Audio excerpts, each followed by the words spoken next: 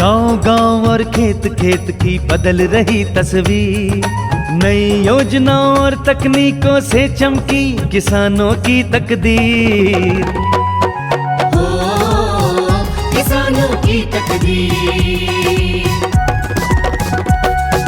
खेती बागवानी डेयरी और मछली पालन के देखो नए कमाल, नई खेती से बदला जीवन किसान हो रहे माला माल। जैविक खेती प्रसंस्करण सॉइल हेल्थ कार्ड और फसल बीमा से मिली नई उड़ान, नई उड़ान। हर खेत को पानी और ई मंडी बने नए वरदान। ओ भैया बने नए वरदान, ओ भैया बने नए वरदान। हम 2022 में देश के किसानों की इनकम डबल करने का लक्ष्य लेकर के चल रहे हैं। भारत सरकार के कृषि एवं किसान कल्याण मंत्रालय ने किसानों के जीवन को बेहतर और खुशहाल बनाने का संकल्प लिया है। इस संकल्प की सिद्धि के लिए अनेक तेज, प्रभावी और मजबूत कदम उठाए गए हैं। कौन सी दवाई की जरूरत है, कौन से खाद की, फर्टिलाइजर की जरूरत है, ये सारी चीजें लेबोरेटरी में तय हो सकती है। और इसलिए हमने तय किया हिंदुस्तान के हर किसान को सॉइल हेल्थ कार्ड मिले। बड़ा अभियान चलाया है। स्वस्थ धरा तो खेत हरा के लक्ष्य को साकार करते सॉइल हेल्थ कार्ड खेती की लागत को कम करने का ठोस जरिया बन गए हैं। सही मात्रा में पोषक तत्व और उर्वरक देने से मिट्टी का उपजाऊपन टिकाऊ बन रहा है। इससे खेतों की उत्पादकता और किसानों की आमदनी बढ़ी है। देश में पहली बार विकसित मिट्टी जांच प्रयोगशालाओं का विशाल नेटवर्क इस योजना की सफलता का सूत्रधार है। प्रधानमंत्री कृषि सिंचाई योजना हर खेत को पानी पहुंचाकर फसलों को जीवन दान दे रही है, जबकि सूक्ष्म सिंचाई प्रणालियों ने प्रति बूंद अधिक फसल के अभियान को कामयाब बनाया है। जैसे कम जमीन कम समय ज्यादा उपज, वैसे पर ड्रॉप मोर क्रॉप। जल संरक्षण और जल संवर्धन के नए उपायों से गांव-गांव में सिंचित क्षेत्र में वृद्धि हुई है। कृषि सिंचाई की 99 लंबित परियोजनाओं को समयबद्ध तरीके से पूर्ण किया जा रहा है।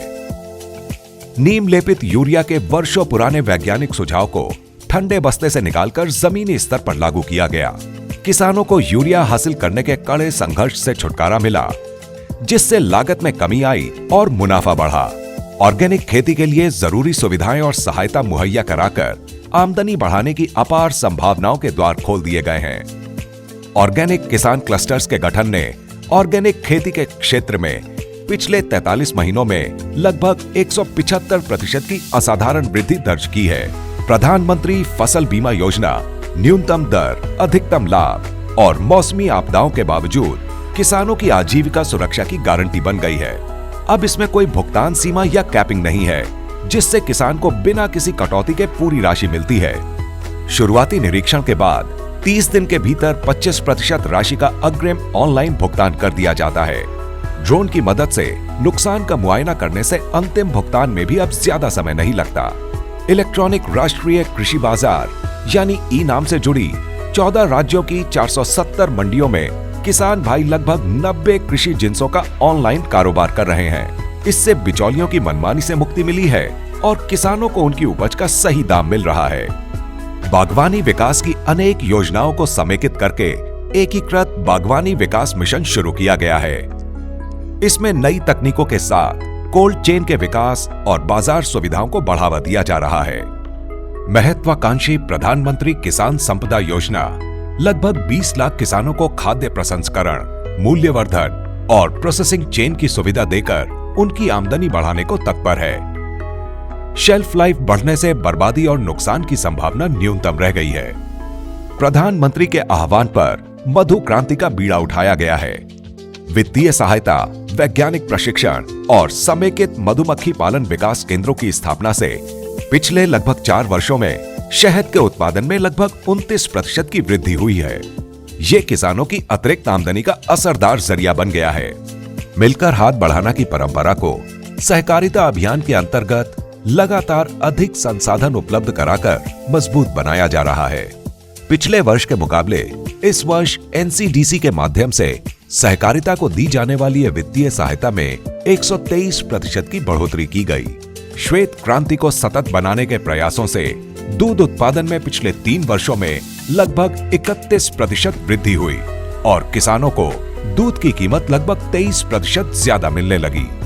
राष्ट्रीय गोकुल मिशन की गोकुल ग्राम तथा राष्ट्रीय कामधेनु ब्रीडिंग सेंटर ने देश में पहली बार उपेक्षित पड़े देशी गोपशुओं के संरक्षण, संवर्धन और नस्ल सुधार का बीड़ा उठाया है। राष्ट्रीय बोवाइन उत्पादकता मिशन ने आधुनिक तकनीकों का संबल देकर उत्पादकता बढ़ा दी है, जिससे देशी गोपशुओं का मान सम्मान, बाजार मूल्य और मांग बढ़ी है। डेयरी विकास को व्यावसायिक रूप से मजबूत बनाने के लिए डेयरी प्रसंस्करण और अवसंरचना विकास कोष के अंतर्गत 10,881 करोड़ रुपए की लागत से दूध प्रसंस्करण और शीतलन सुविधाओं को व्यापक तथा बेहतर बनाया जाएगा। नीली क्रांति द्वारा मत्स्य विकास और मछुआरों के कल्याण के लिए जारी योजनाओं से पिछले 43 महीनों में मछली उत्पादन में अब तक की रिकॉर्ड 20.2% वृद्धि हुई। मछुआरों की राहत राशि में 66% और उनके आवास की लागत में 60% का इजाफा किया गया। मछुआरों की बीमा योजना ने परिवारों के भविष्य को संवारा और सुरक्षित बनाया है। पिछले 43 महीनों में फसलों की अधिक कुशल और अधिक उत्पादनशील 645 किस्मों का विकास करके एक नया कीर्तिमान बनाया गया। साथ ही सुअर और मुर्गियों की नई नस्लों के विकास से छोटे किसानों की आमदनी बढ़ाने में मदद मिली है। हमारे सामने एक सबसे बड़ी चैलेंज है lab to land.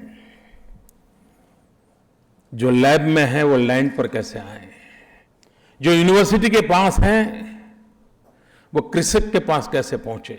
Lab to land की मुहिम को तेज और प्रभावी बनाते हुए देश भर में फैले कृषि विज्ञान केंद्रों को पर्याप्त संसाधन देकर अधिक कुशल और सक्षम बनाया गया। मेरा गांव मेरा गौरव और फार्मर फर्स्ट योजनाओं ने उपयुक्त तकनीकी के विकास और प्रसार में किसानों को भागीदार बनाया है। उच्च शिक्षा द्वारा कुशल मानव संसाधन के विकास के लिए इस वर्ष बजट में लगभग 52% की वृद्धि की गई। कृषि विश्वविद्यालयों की संख्या बढ़कर 73 तक पहुंच गई है और केंद्रीय कृषि विश्वविद्यालय इम्फाल के अंतर्गत पहली बार 6 महाविद्यालयों को एक साथ खोलकर कीर्तिमान बनाया गया। उत्कृष्ट युवाओं को कृषि शिक्षा और अनुसंधान की ओर आकर्षित करने के लिए senior research fellowship, research associate और सीनियर रिसर्च फेलो की राशि में 25% से 40% तक की वृद्धि की गई है। प्रधानमंत्री जी का सपना नए भारत का निर्माण 2022 तक किसानों की आमदनी दुगुना करना और किसानों की आय दुगुनी करने के लिए हम 7 सूत्री योजनाओं पर काम कर रहे हैं। किसानों की आमदनी बढ़ाना है तो एग्रीकल्चर के लाइट सेक्टर में दूध उत्पादन, मछली उत्पादन और प्रकार मधुमक्खी पालन आदि कई योजनाएं शुरू की गई है। मेड़ पर पेड़ लगाना ताकि किसानों की आमदनी बढ़े और सरकार मिशन मोड में काम कर रही है। और मुझे पूरा विश्वास है जिस प्रकार से प्रधानमंत्री का मार्गदर्शन है, राज्य सरकारें सहयोग कर रही है, किसान भी अब आगे आ रहे हैं, तो 2022 आते आते निश्चित रूप से किसानों की आमदनी बढ़ेगी।